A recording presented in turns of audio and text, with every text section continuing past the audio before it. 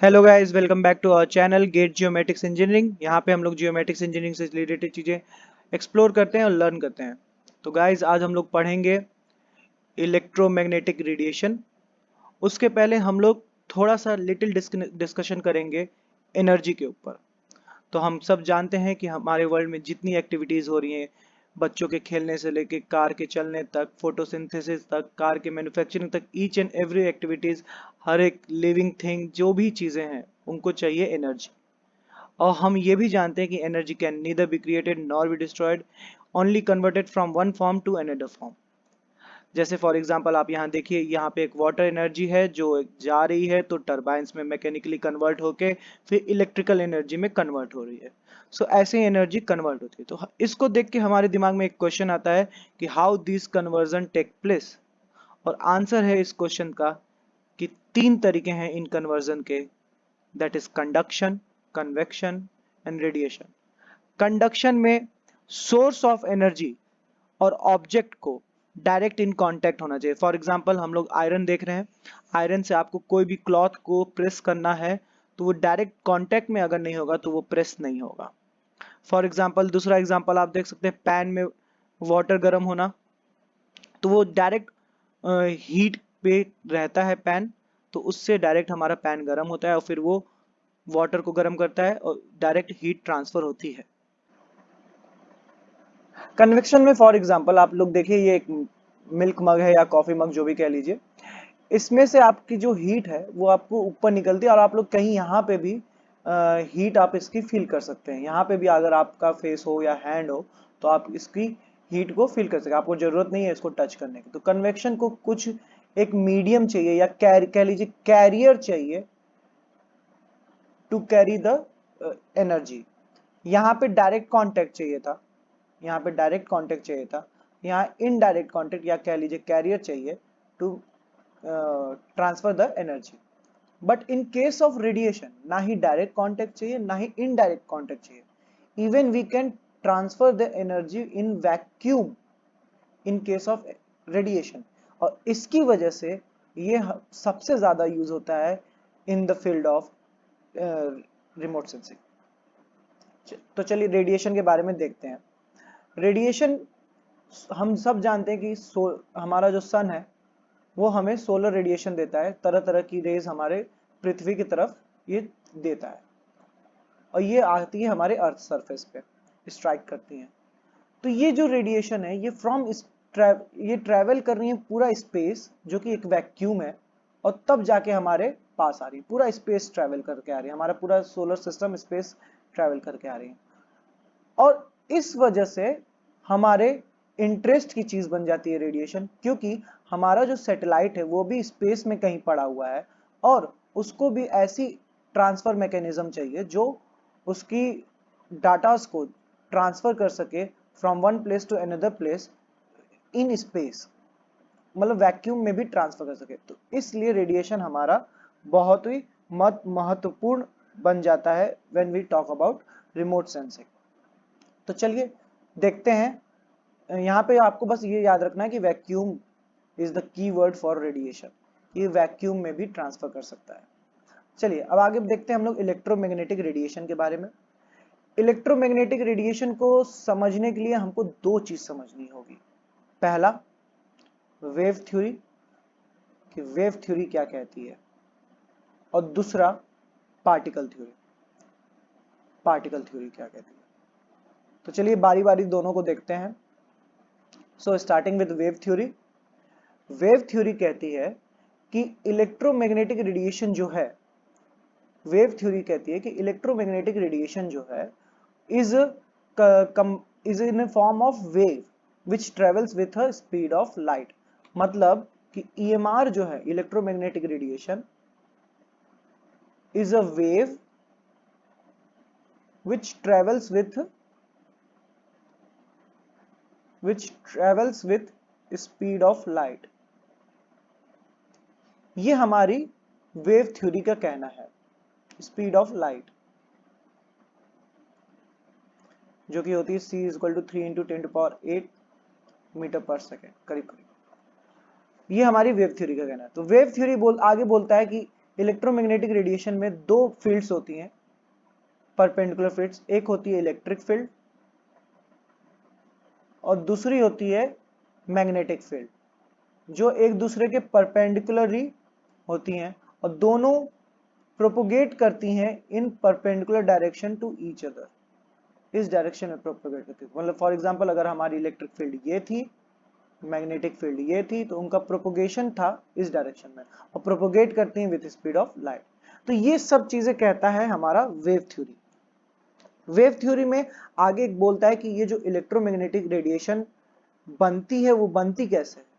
Electromagnetic radiation बनती है due to acceleration of electric charges या इलेक्ट्रॉन कह लीजिए, इलेक्ट्रिक चार्जेस। जब इलेक्ट्रिक चार्जेस एक्सेलरेट करते हैं तो इलेक्ट्रोमैग्नेटिक रेडिएशन का फॉर्मेशन होता है। अब आगे बात करते हैं कि ये जो वेव हैं इनके कुछ कैरेक्टरिस्टिक्स क्या क्या हैं।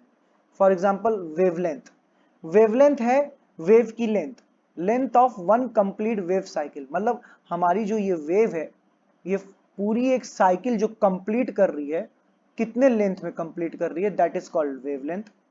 इसको मेजर करते हैं हम लोग दो सक्सेसिव क्रेस्ट के बीच में। अगर दो सक्सेसिव क्रेस्ट के बीच में आप बात करें तो ये मेजर्ड होती है। इसको रिप्रेजेंट करते हैं लैम्डा से।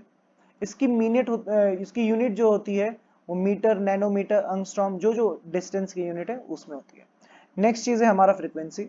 फ्रीक्वेंसी होती है it measures the how many wavelengths passes through a point in per unit time. या हम लोग कह सकें कि नंबर ऑफ साइकिल्स पासेस पर सेकेंड। मतलब अगर हम लोग किसी एक सेक्शन पे खड़े हैं तो कितनी वेव्स हमारी क्रॉस करेंगे with in 1 second, it is defined by frequency. इसको हम लोग रिप्रेजेंट करते हैं न्यू से और इसका जो मेजरमेंट यूनिट है वो है हर्ट्ज।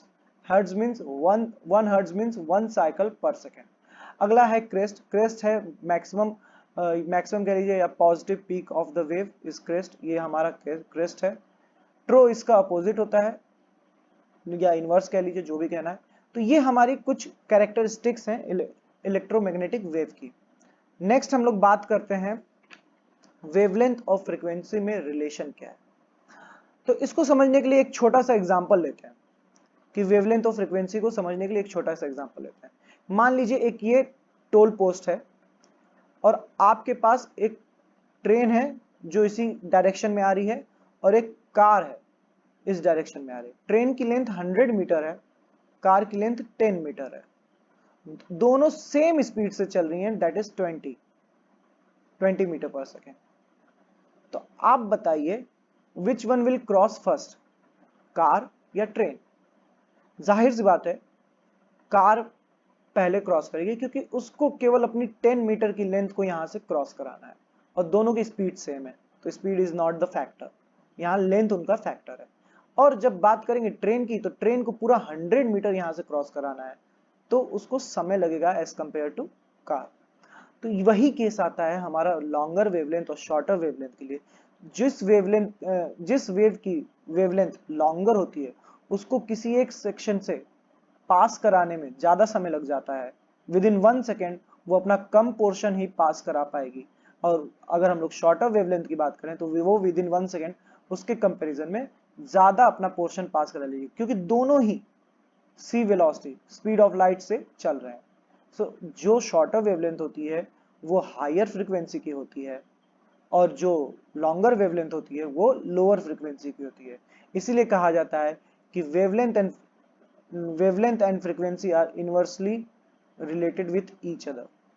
और इसी को जब प्रोपोर्शनैलिटी हटाते हैं तो इसको हम लोग लिख देते हैं lambda is equal to c times mu. ये एक रिलेशन बन के आ जाता है, विच हम लोग कभी कभी इसको ये भी लिखते हैं c is equal to lambda mu. तो ये यहां से आता है, इसको ये ध्यान रखिएगा कि क्या कहते हैं, कैसे इसका निष्कर्ष निकला है कि क्यों शॉर्टर वेवलेंथ वाली हायर फ्रीक्वेंसी है, क्यों लॉन्गर वेवलेंथ वाली लोअर फ्रीक्वेंसी है। तो चलिए आगे बात करते हैं। ये यहां तक की बात हो गई वेव थ्योरी की। अब हम लोग बात करते हैं पार्टिकल थ्योरी की। पार्टिकल थ्योरी कहता क्या है। जैसे वेव थ्योरी ने बोला कि electromagnetic radiation is a wave which travels with speed of light. Particle theory कहता है कि electromagnetic radiation is stream flow of particles.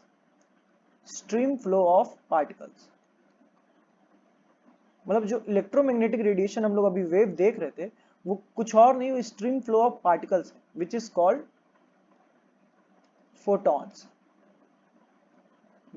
Photons. और ये जो फोटॉन्स हैं दे कैरी सम एनर्जी। ये फोटॉन्स जो हैं are energy packets. Photons are energy packets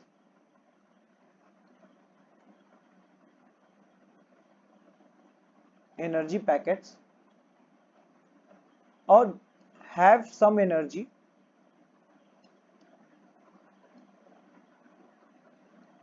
जिसको हम लोग रिप्रेजेंट करेंगे Q से। और ये फोटॉन्स की स्पीड होती है सेम स्पीड ऑफ लाइट।